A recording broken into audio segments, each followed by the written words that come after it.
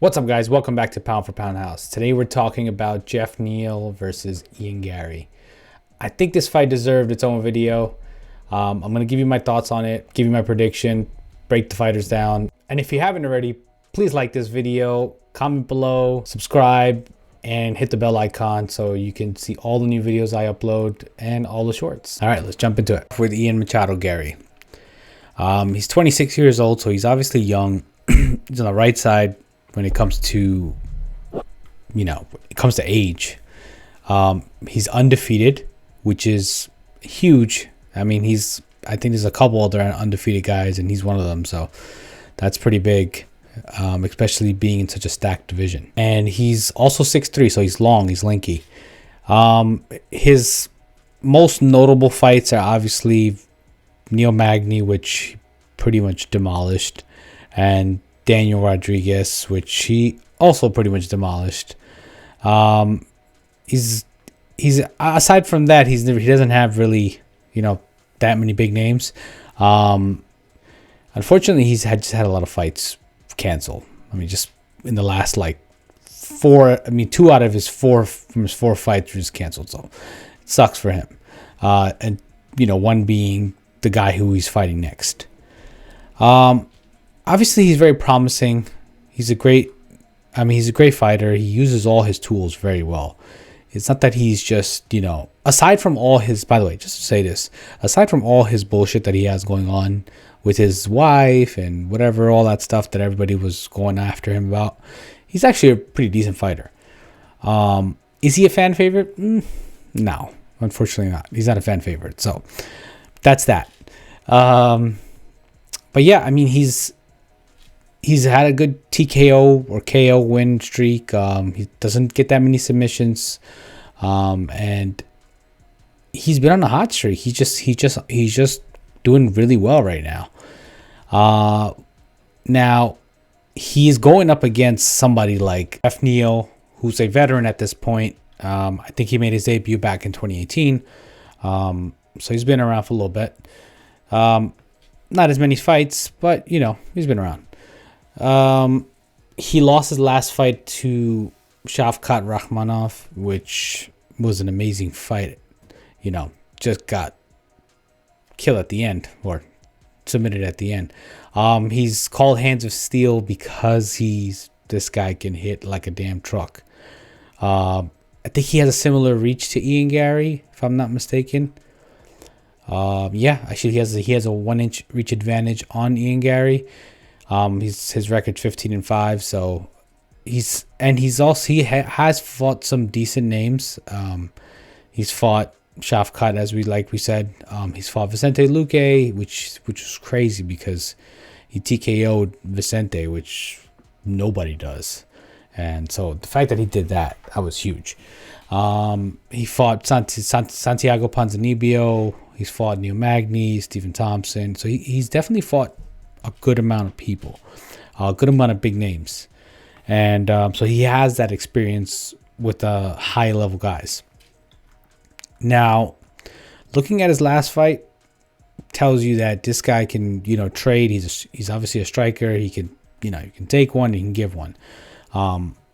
Now, when you're fighting somebody like Garry, who kind of has different tools and mixes it all up, you probably cannot come in there just striking. So especially when it comes to his case, since he's called Hands of Steel, known for his striking, he's probably gonna have to really switch it up this time around. It's got to be different. I don't think that the regular stand-up game is gonna work.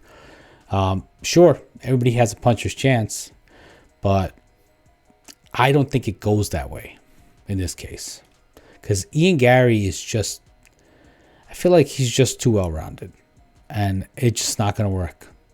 Now, although I said, in my previous videos, which you guys can check out, I made one on Robert Whittaker, Paul Acosta. I made one on Alex and Ilya. I've also made one on Marab and Cejudo. You can check them all out. I'll link them down below. Although I said that I think that Robert Whittaker or Paul Acosta might be the banger fight, or might be the fight of the night, this one has all of the elements to be the fight of the night as well too. So, I mean, it screams striking. That's all. This fight screams striking. But the only difference is that I feel like Garry, on the other hand, can use all of his tools in this case. So how do I really see it going? If Geoff doesn't switch it up in any way, and if Geoff hasn't really changed anything from his previous fight, I see just Ian just kind of like, boxing or kicking his head off for the most part. I don't think he finishes him though, but I do see him just kind of beating him up pretty much all 3 rounds. Unfortunately, that's just kind of how I see it. But if Geoff has made the adjustments, he's willing to, hint the takedowns, use some of the legs, maybe kind of like demobilize Ian, kick him in the leg, break him down that way. Then it can go either way, because then it's like 50-50. Then Geoff actually has a real big chance. Aside from that, I mean, there's not much that I could say when it comes to Geoff Neal. I personally think, and this is my prediction for it, my official prediction for it, I personally think Ian takes it.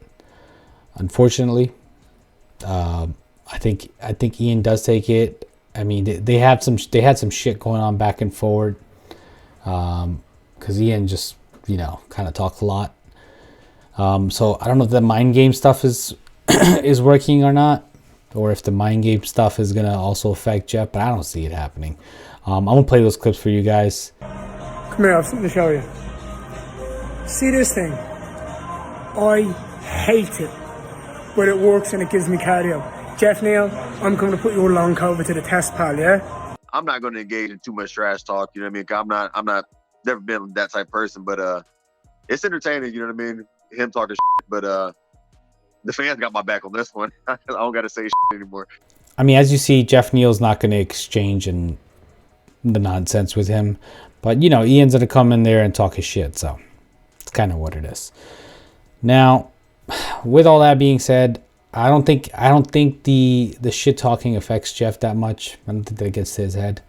Ian is a below the belt type of dude. I don't know. Like I said, I think I still see it going towards Ian's way. I think the odd makers are right. I think that he just has so many other tools, so many ways of finishing the fight, so many ways of winning, and he's shown more of it, I feel. Yeah, I mean, I don't know, but there's always, like I said, puncher's chance. I think Geoff Neal has a puncher's chance. He can take his head off at any time. He can take his head off at any time, and that'll be the end of Ian Machado Garry. Now, I'm sure a lot of you are hoping for that too, because just looking at the video I just showed you guys, nobody wants to see this guy, honestly. He's just annoying, but fight facts don't lie. He's a good fighter still. No matter what we say, no matter how we feel about him, he's still a great fight. I mean, UFC 298 is so stacked. It's got so much going on in there. I love UFC 298. I think it's just a great card. Obviously, getting these two guys on there, it's just makes that card even better. I'm excited for it. I am super excited for the main card, obviously. The whole main card is, one of those type of cards you don't want to miss, like even a moment for, because anything can happen. But yeah, that's my thoughts on it. That's my prediction on it. I got Ian Machado Garry winning. I don't got him winning by a TKO or anything like that. I don't think he goes out there and wins like Shavkat did.